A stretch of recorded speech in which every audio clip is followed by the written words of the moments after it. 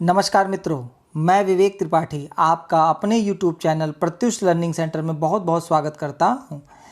जैसा कि हम लोग देख रहे थे कि हम लोग लगातार करंट अफेयर्स की श्रृंखला को आगे बढ़ा रहे हैं और हमने हिंदी के संदर्भ में देखा था कि हम लोगों ने 7 वीडियो वर्णमाला से संबंधित देखे हैं।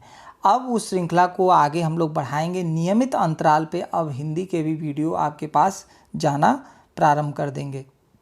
लेकिन उसके साथ साथ आवश्यक है कि हमें यह भी पता चल सके कि हिंदी के बारे में पढ़ना ही नहीं है, उनसे संबंधित प्रश्नों को भी हमको प्रतिदिन क्या करना है, सॉल्व करना है। क्योंकि जैसे ही आपका एग्जामिनेशंस की डेट घोषित होंगी तो आपके ऊपर एक अजीब सा दबाव आता है और आपको पेपर को सॉल्व करना पढ़ने से ज़्यादा फिर इम्पॉर्टेंट बन जाता है। तो हम लोग देखेंगे कि अपने मॉक टेस्ट फर्स्ट में हम लोग का पहला प्रश्न क्या है। पहला प्रश्न है कि प्रेमचंद के अधूरे उपन्यास का क्या नाम है। तो विकल्प है गबन, रंगभूमि, मंगलसूत्र और सेवा सदन। तो देखा जाता है कि प्रेमचंद का जो अधूरा उपन्यास है उसका सही विकल्प है मंगलसूत्र। अब यहीं से प्रश्न बनना शुरू होता है कि प्रेमचंद का अंतिम उपन्यास कौन सा है। तो आपको पता होना चाहिए कि इनका जो अंतिम उपन्यास है वो है गोदान। कौन सा है? गोदान। तो आपको पता होना चाहिए कि एग्जामिनेशन में ये चीज़ बहुत बार पूछी जाती है कि प्रेमचंद की अंतिम कृति, और अधिकतर लोग, अधिकांश लोग इसे मंगलसूत्र लगा करके आते हैं। लेकिन दोस्तों, इसका सही विकल्प मंगलसूत्र नहीं होगा, सही विकल्प होगा गोदान, इनकी अंतिम कृति। लेकिन अगर पूछेगा प्रेमचंद जी का अधूरा उपन्यास जो वो पूरा नहीं कर पाए, तो सही उत्तर होगा मंगलसूत्र। मंगलसूत्र को जो पूरा किया था उनके पुत्र अमृत राय ने क्या किया था? पूरा किया था।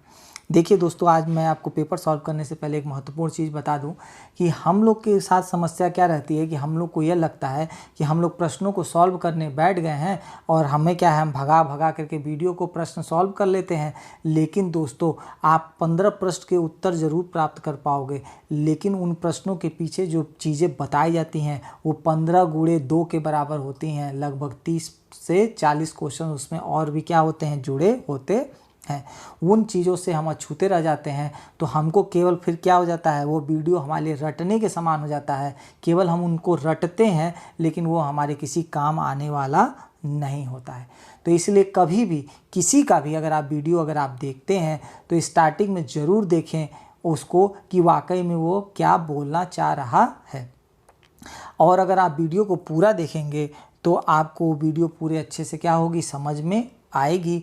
और आपके आधार पर ही टीचर यह सोच के वीडियो को बनाता है कि आपको क्या क्या पढ़ना है और क्या क्या नहीं पढ़ना है। ठीक है, तो चलिए आगे बढ़ते हैं। निम्न में से कौन सी बोली पूर्वी हिंदी के अंतर्गत नहीं आती। तो आपको पता होना चाहिए, विकल्प है छत्तीसगढ़ी, मगही, अवधी और बघेली। तो कहा जाता है कि छत्तीसगढ़ी, अवधी और बघेली, यह जो 3 होती हैं ये हमारी पूर्वी हिंदी के अंतर्गत आती हैं। और जो मगही है, मगही जो है वो हमारा बिहारी हिंदी के अंतर्गत आती है। ठीक है ना, तो आपको ध्यान रहना चाहिए, ये भी प्रश्न पूछा है, बिहारी हिंदी के अंतर्गत मगही आती है। तो सही विकल्प आपका क्या होगा? मगही। अब यहाँ से प्रश्न पूछना शुरू कर देगा कि छत्तीसगढ़ी, अवधी और बघेली किस हिंदी के अंतर्गत, तो उत्तर माना रहेगा पूर्वी हिंदी के अंतर्गत। और अगर ये पूछ दे कि मगही किसके अंतर्गत, तो बिहारी हिंदी के अंतर्गत। और एक और नया प्रश्न बन जाए कि भाई बिहारी जो हिंदी में मगही आती है तो इसका विकास किस अपभ्रंश से हुआ है, तो अपभ्रंश जब पूछेगा तो ये होगा मागधी। मागधी अपभ्रंश से क्या हुआ है, इसका विकास हुआ है, आपको पता होना चाहिए। अगला प्रश्न है, गाजीपुर में बोले जाने वाली बोली कौन सी है। तो विकल्प है अवधी, भोजपुरी, खड़ी बोली और बघेली। तो 2 अभी हम लोग पढ़ के आ गए हैं, अवधी और बघेली, तो यह विकल्प में होगा नहीं। तो बचता है खड़ी बोली। तो खड़ी बोली का विकास मैं आपको बता दूं, ये पश्चिमी हिंदी के अंतर्गत हुआ है। तो सही विकल्प आपका जो होगा वो होगा भोजपुरी। ठीक है ना। अब पूछेगा कि भोजपुरी का विकास कहाँ से हुआ, तो कहा जाता है कि भोजपुरी का विकास बिहार के शाहाबाद जिले के भोजपुर गांव से इसका विकास हुआ है। तो आपको ये प्रश्न भी क्या करना पड़ेगा, ध्यान में रखना पड़ेगा। अगला प्रश्न है अतः शब्द का समानार्थी पहचानिए। तो अतः शब्द का समानार्थी क्या होगा आपका, अतएव। ठीक है। अगला प्रश्न है आंचलिक रचनाएं किससे संबंधित होती हैं।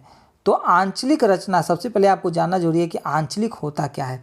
आंचलिक क्या होता है कि किसी अंचल विशेष, किसी विशेष क्षेत्र के बारे में क्या है, वर्णन किया जाता है। और कहा जाता है कि आंचलिक उपन्यास में अगर किसी बड़े अगर कवि का नाम देखा जाए तो आंचलिक उपन्यास तो बहुत लिखे गए हैं, लेकिन अगर उसमें फणीश्वर नाथ रेणु का नाम ना आए तो आंचलिक उपन्यास अधूरा सा प्रतीत होता है। आंचलिक उपन्यास में फणीश्वर नाथ रेणु का नाम बहुत ही क्या है, ऊपर है, और उनका जो कृति है, उनकी वो कृति का नाम है मैला आंचल। ठीक है। तो ये तो रही आंचलिक की पृष्ठभूमि। अब देखते हैं कि आंचलिक का मतलब से इससे क्या निकलता है। पहला देश विशेष से, क्षेत्र विशेष से, लोक विशेष से, जाति विशेष से। तो आपको दोस्तों सही उत्तर होगा क्षेत्र विशेष से इसका क्या है, संबंध है। अगला है तीन लोक से मथुरा न्यारी का क्या अर्थ है।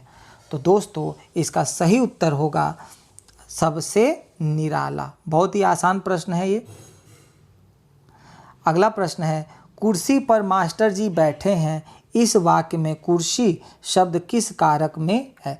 तो आजकल आपको पता होना चाहिए कि कारक से संबंधित प्रश्न अब विभक्ति से आप ट्रैक नहीं कर सकते जब तक आपको उसके मूल भाव का पता ना हो। तो हम देखते हैं कौन सा विकल्प, करण कारक जो होता है उस पर आपका जुड़ाव का भाव प्रतीत होता है, विभक्ति प्रयोग होती है से। तो यहाँ पर कोई जुड़ाव का भाव नहीं है। अगला है संप्रदान। संप्रदान का शाब्दिक अर्थ होता है देना और लेना। ठीक है। तो यहाँ पर देने या लेने का कोई भी व्यवधान नहीं हो रहा है, तो विकल्प यह भी गलत है। अगला है संबंध कारक। संबंध कारक का शाब्दिक अर्थ होता है कि किसी भी संज्ञा या सर्वनाम का संबंध किसी दूसरी संज्ञा से जब प्रकट होता है तो वो संबंध कारक कहलाता है। जैसे मैं कहता हूँ चंदन का घोड़ा दौड़ता है, तो यहाँ पर चंदन का संबंध किससे स्थापित हो रहा है, घोड़े से, तो यह संबंध कारक भी नहीं होगा। अब आता है विकल्प बचता है अधिकरण। तो सही विकल्प क्या होगा, अधिकरण। तो क्यों सही होगा, क्योंकि जब भी किसी काम को करने के लिए क्रिया को जो चीज़ आधार प्रदान करती है वो क्या कहलाती है, अधिकरण कारक कहलाती है। जैसे मैं कहता हूँ बंदर पेड़ पर बैठा है, तो बंदर को बैठने के लिए आधार किसने प्रदान किया, पेड़ ने प्रदान किया। उसी तरह मास्टर साहब को बैठने के लिए आधार किसने प्रदान की, कुर्सी ने। तो सही विकल्प आपका क्या होगा, अधिकरण कारक। वह अगले साल आएगा में कौन सा कारक है। अब देखिए यहाँ पे कोई विभक्ति नहीं है और इस टाइप के ही प्रश्न आपके एग्जामिनेशंस में आते हैं। तो पहला शुरू करते हैं, देखते हैं कि कौन कौन से विकल्प। पहला है अपादान कारक। अपादान का आपको पता ही है कि विभक्ति से का प्रयोग होता है, लेकिन यहाँ पर भी से प्रयोग जरूर होती है, लेकिन उसके पीछे भाव अलगाव का छिपा होता है। संबंध कारक, किसी भी संज्ञा या सर्वनाम का संबंध किसी दूसरी संज्ञा से प्रकट हो तो संबंध कारक भी नहीं होगा। ठीक है।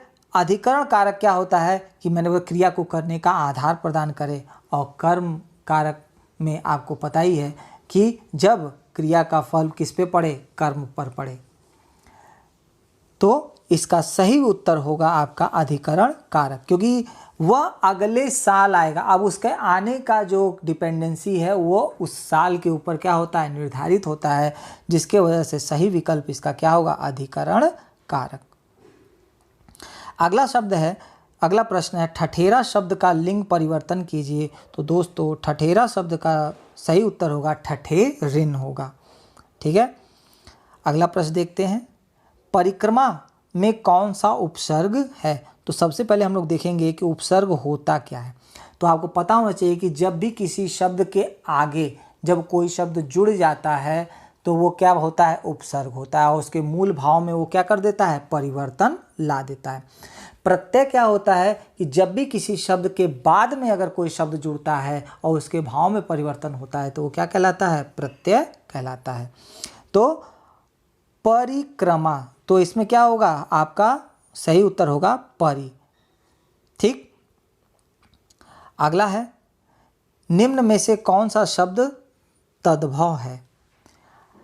तो पहला शब्द से हम शुरू करते हैं। तो पहला शब्द है चूर्ण। तो चूर्ण का क्या हो जाएगा, सबसे पहले हम ये देखते हैं कि तत्सम और तद्भव होता क्या है।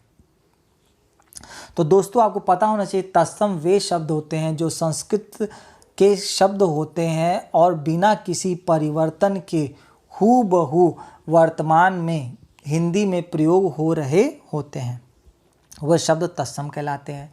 तद्भव वे शब्द होते हैं जिनका विकास संस्कृत से हुआ है लेकिन समय अनुसार उन्होंने अपने रूप को क्या कर लिया है, परिवर्तित कर लिया है। ठीक है, तो चूर्ण ये क्या है, एक तरह से तत्सम शब्द है। अगर इसका तद्भव हम देखेंगे तो हो जाएगा चूरन। तो ये विकल्प क्या हो जाता है, गलत हो जाता है। अगला है छिद्र। छिद्र का क्या हो जाएगा, छेद। ठीक, तो ये भी नहीं होगा ऑप्शन। ज्ञान का क्या हो जाएगा, ज्ञान, ज्ञान। तो ये भी तत्सम हो जाएगा। तो सही विकल्प आपका क्या बचता है, छत। तो आप देखेंगे कि छत का वास्तव में होगा क्या। तो छत का क्या हो जाएगा आपका, छत। जो छतरी वाला छ रहता है, शक्त। तो इसका सही तत्सम क्या होगा, शक्त होगा। तो इसका मतलब तद्भव क्या है, छत। छत शब्द क्या इसका सही उत्तर होगा। इसी तरह आपको क्या करना है, एलिमिनेट करना पड़ेगा। इनमें से प्रेरणार्थक क्रिया कौन सी होती है। तो दोस्तों सबसे पहले इंपॉर्टेंट बन जाता है कि भैया प्रेरणार्थक है क्या। तो मैं आपको बताता हूँ कि प्रेरणार्थक वे क्रियाएं होती हैं जिनमें कर्ता खुद काम न करके किसी दूसरे के माध्यम से काम को करवाता है। जैसे मैं कहता हूँ कि राम श्याम से पत्र लिखवाता है, तो लिखवाता या जो में क्रिया होती है वो क्या होगी, प्रेरणार्थक क्रिया होती है। ठीक है, तो प्रेरणार्थक क्रिया दो प्रकार की होती है, प्रथम प्रेरणार्थक और द्वितीय प्रेरणार्थक। तो चलिए देखते हैं विकल्प में क्या है। चलना, तो चलना तो आदमी खुद ही करता होगा। पढ़ना तो खुद ही करता होगा। बदलना खुद ही करता होगा। जगाना, इसका मतलब जग कौन रहा है, कोई और है। तो इसका मतलब सही उत्तर क्या होगा, जगाना। और ये जगाना किसके अंतर्गत आएगा, प्रथम प्रेरणार्थक। जैसे इंग्लिश के फॉर्म चेंज होते हैं वैसे हिंदी में भी प्रेरणार्थक क्रिया के फॉर्म क्या होते हैं, चेंज होते हैं। तो ये किसके अंतर्गत आएगा, प्रथम प्रेरणार्थक के अंतर्गत आएगा। ठीक है, अगला है इनमें से कौन सा शब्द अनेकार्थी है। अनेकार्थी का अर्थ होता है जिसके कई अर्थ निकलते हों। तो अभिमान होगा नहीं, आयु होगा नहीं, अधिक होगा नहीं, तो एक शब्द बचता है अर्थ। अर्थ का मतलब होता है आपका किसी भी चीज़ का ज्ञान या बोध कराना, भाव बताना। लेकिन ये अर्थ का मतलब क्या होता है, धन। क्या होता है, धन। तो इसका मतलब सही विकल्प आपका क्या होगा, अर्थ। ठीक है, अगला है एक से बढ़कर दूसरे का अर्थ व्यक्त करने के लिए सही लोकोक्ति होगी। तो इसकी सही लोकोक्ति होगी, आपको पता होगा, बहुत इजी है, शेर को सवा शेर मिलना। ठीक है, अगला विकल्प है प फ ब भ म। ठीक है, तो ये व्यंजन होते हैं। तो सबसे पहले ये आपको पता होना चाहिए कि ये कौन से व्यंजन होते हैं, अस्पर्श व्यंजन होते हैं। अब यहाँ पर जो विकल्प दिए हैं दंत, ओट्स, तालव्य, कंठ, ठीक है ना। तो जो कंठ से उच्चारण होता है वो क वर्ग का होता है। तालु से जो उच्चारण होता है वो आपका च वर्ग का होता है। मूर्धन्य से जो उच्चारण होता है वो आपका ट वर्ग का होता है। और त थ द ध न, त वर्ग का उच्चारण आपका दंत से होता है। और प फ ब भ म, तो इसका उच्चारण किससे होता है, ओठ से होता है। तो दोस्तों सही विकल्प इसका क्या होगा, ओट्स। ठीक है, तो इसी तरह हम लोग आने वाले श्रृंखला में भी हिंदी के प्रश्नों को क्या करेंगे, सॉल्व करेंगे। प्रश्न को सॉल्व करना महत्वपूर्ण नहीं है, हमें यह भी जानना महत्वपूर्ण है कि अगर उन तीन विकल्पों में वो विकल्प नहीं हुए तो क्यों नहीं हुए। और इन्हीं विकल्पों के अर्थ को जैसे ही हम जानते हैं तो हमारा लॉ ऑफ एलिमिनेशन सिद्धांत काम करता है और वो सिद्धांत के आधार पर आप सही विकल्प की तरफ क्या होते हैं, आसानी से पहुंच सकते हैं और आपके रटने की समस्या हमेशा के लिए स्वतः ही क्या हो जाती है, समाप्त हो जाती है। ठीक है, तब तक के लिए बहुत बहुत धन्यवाद। जय हिंद, जय भारत। कैसा लगा कमेंट बॉक्स में ज़रूर बताइएगा और वीडियो को अंत तक ज़रूर देखिएगा, क्योंकि इसमें ढेर, भले ही 15 प्रश्न हैं लेकिन इसमें ढेर सारी इन्फॉर्मेशन क्या है, छिपी हुई है। जय हिंद, जय भारत।